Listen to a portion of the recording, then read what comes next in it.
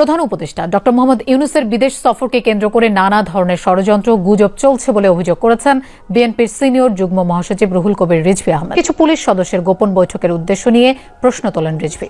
অভিযোগ করেন, দেশের এই পরিস্থিতিতে তারা আইন শৃঙ্খলা পরিস্থিতি ঠিক না করে ষড়যন্ত্রে লিপ্ত।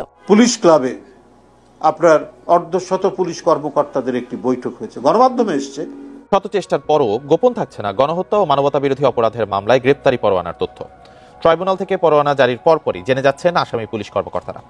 এভাবে কর্মস্থল ছেড়ে গা ঢাকা দিয়েছেন 15 থেকে 20 পুলিশ কর্মকর্তা। ডক্টর মোহাম্মদ ইউনূস সরকারকে ব্যর্থ করতে এবার গোপন বৈঠক করছে সেনাবাহিনী ও পুলিশ।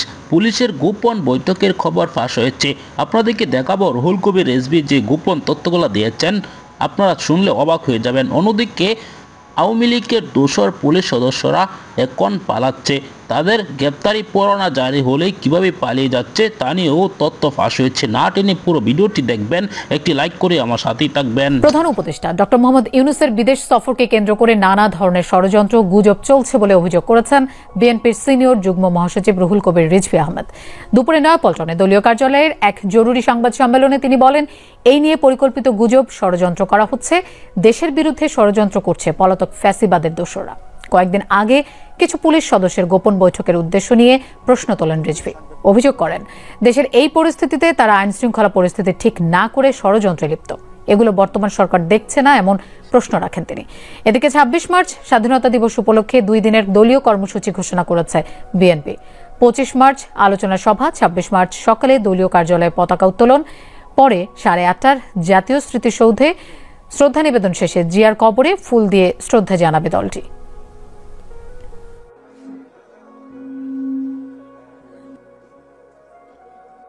প্রধান উপদেষ্টাকে এইটা নিয়ে নানা ধরনের গুজব তৈরি করছে, যেগুলো সম্পূর্ণ চক্রান্তমূলক। উনি যে কোনো দেশে সফরে যেতে পারেন। একটি স্বাধীন রাষ্ট্রের প্রধান উপদেষ্টা, সেটাকে নিয়ে এমন ধূম্রজাল তৈরি করা হচ্ছে। তিনি চীন সফরে যাবেন বা যেখানেই যান, তো এগুলোর পিছনে খুব পরিকল্পিতভাবে কনসার্টেড ওয়েতে আপনার এই গুজব ছড়ানো হচ্ছে। শত চেষ্টার পরও গোপন থাকছে না গণহত্যা ও মানবতা বিরোধী অপরাধের মামলায় গ্রেপ্তারি পরোয়ানার তথ্য। ট্রাইব্যুনাল থেকে পরোয়ানা জারির পরপরই জেনে যাচ্ছেন আসামি পুলিশ কর্মকর্তারা। এভাবে কর্মস্থল ছেড়ে গা ঢাকা দিয়েছেন 15 থেকে 20 পুলিশ কর্মকর্তা। কিন্তু কিছুই করতে পারছে না প্রসিকিউশন। তাই বিকল্প হিসেবে আইন সংশোধন করে পরোয়ানা ছাড়াই গ্রেপ্তারের ক্ষমতা চায় তারা। রাজধানীর রামপুরায় ছাত্র জনতাকে নির্বিচারে গুলি করে হত্যা ও ভবনের কার্নিশে ঝুলতে থাকা ব্যক্তিকে গুলি করার ঘটনায় এডিসি রাশেদুল ইসলাম, রামপুরার তৎকালীন ওসি মশিউর রহমান ও এসআই তরিকুলের বিরুদ্ধে পরোয়ানা জারি হয় 9 মার্চ দুপুরে। কিন্তু ঘণ্টাখানিকের মধ্যেই তারা গা ঢাকা দেন বরিশাল, রাজশাহী ও চাঁদপুরের কর্মস্থল থেকে। অথচ তথ্য গোপন রাখতে সেদিন আদালতেও তাদের নাম উচ্চারণ করেনি প্রসিকিউটররা। তাহলে কারা এসব তথ্য পাচার করছে? গ্রেপ্তারি পরোয়ানা জারির সাথে পর্যায়ক্রমে যুক্ত থাকে ট্রাইব্যুনালের তদন্ত সংস্থা, চিফ প্রসিকিউটরের অফিস, ট্রাইব্যুনালের রেজিস্ট্রার অফিস, এজলাস, আইজিপি অফিস ও সংশ্লিষ্ট থানা। প্রসিকিউশন জানায়, সরকারি এসব অফিসের কেউ না কেউ তথ্য পাচার করে আসামিদের পালাতে সাহায্য করছে। জুলাই আগস্ট গণহত্যার ম্যাক্সিমাম আসামি হলো আইন শৃঙ্খলা বাহিনীর সদস্য। আর আমার এই যে প্রসেসটা দেখছেন, এর মধ্যে 80% প্রসেসটাই হচ্ছে আইন শৃঙ্খলা বাহিনীর সদস্যদের হাত। কোনো না কোনোভাবেই তাদের সাথে একটা সম্পর্ক থাকতে পারে, থাকাটাই স্বাভাবিক। তো এরকম ক্ষেত্রেই দেখা যাচ্ছে যে কোনো না কোনোভাবে আইন শৃঙ্খলা বাহিনীর সদস্য যারা আমাদের আসামি আছে তারা আগে থেকে ইনফর্ম হয়ে যাচ্ছে, অথবা জাস্ট ওয়ারেন্ট হওয়ার সাথে সাথে ইনফর্ম হচ্ছে। এখন পর্যন্ত প্রায় 20 জন পুলিশ কর্মকর্তা ও কনস্টেবল গ্রেপ্তারি পরোয়ানা জারির পরপরই গা ঢাকা দিয়েছে। কিন্তু অনেকটা নিরুপায় প্রসিকিউশন। আমাদের পক্ষ থেকে যতটুকু করা সম্ভব নিশ্চিদ্র করা, সেটার কাজও আমরা করে যাচ্ছি, চেষ্টা করে যাচ্ছি। এবং আমরা আগের মতোই বলছি যে অনেক কিছুই আমাদের নিয়ন্ত্রণের মধ্যে নেই, সে কারণে আমরা অনেক কিছু রোধ করতে পারি না। তারপরেও আমাদের সর্বাত্মক চেষ্টা আছে যাতে এটা প্রকাশিত না হয়। এই অবস্থায় থানা পুলিশের মতো আদালতের পরোয়ানা ছাড়াই আসামি গ্রেপ্তারের ক্ষমতা পেতে ট্রাইব্যুনাল আইনের 6 ও 9 ধারা সংশোধনের উদ্যোগ নেওয়া হচ্ছে। বিধি অনুসারে ট্রাইব্যুনালে গ্রেপ্তারি পরোয়ানা প্রয়োজন হয়। সেক্ষেত্রে রুল 6 সংশোধন যদি আমরা করি, ট্রাইব্যুনালে গ্রেপ্তারি পরোয়ানার প্রয়োজন নাই। সেক্ষেত্রে আমরা তদন্ত সংস্থা বা প্রসিকিউটর আমরা ইচ্ছা করলে তাদেরকে গ্রেপ্তার করতে পারবো। পুলিশ ক্লাবে আপনার অর্ধশত পুলিশ কর্মকর্তাদের একটি বৈঠক হয়েছে, গণমাধ্যমে এসছে। এই সাহস পায় কি করে? একটা ইফতার পার্টির নাম করে তারা সেখানে গোপন বৈঠক করেছেন। কি উদ্দেশ্যে, কেন তারা এটা করছেন?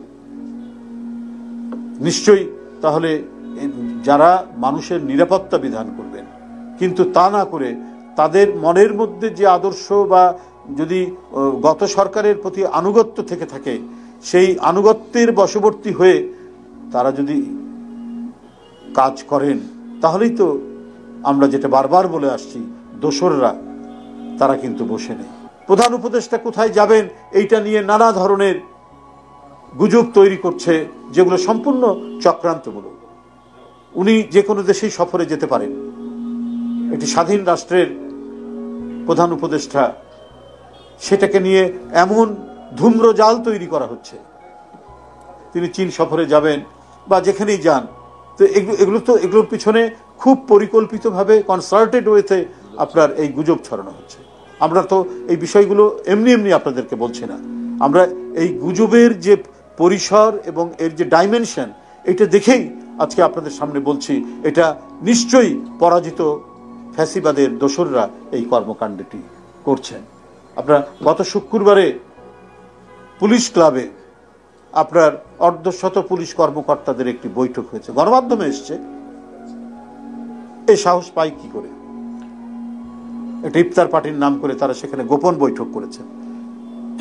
কি উদ্দেশ্যে, কেন তারা এটা? নিশ্চয়ই তাহলে যারা মানুষের নিরাপত্তা বিধান করবেন, কিন্তু তা না করে তাদের মনের মধ্যে যে আদর্শ বা যদি গত সরকারের প্রতি আনুগত্য থেকে থাকে, সেই আনুগত্যের বশবর্তী হয়ে তারা যদি কাজ করেন, তাহলেই তো আমরা যেটা বারবার বলে আসছি, দোসররা তারা কিন্তু বসে নেই।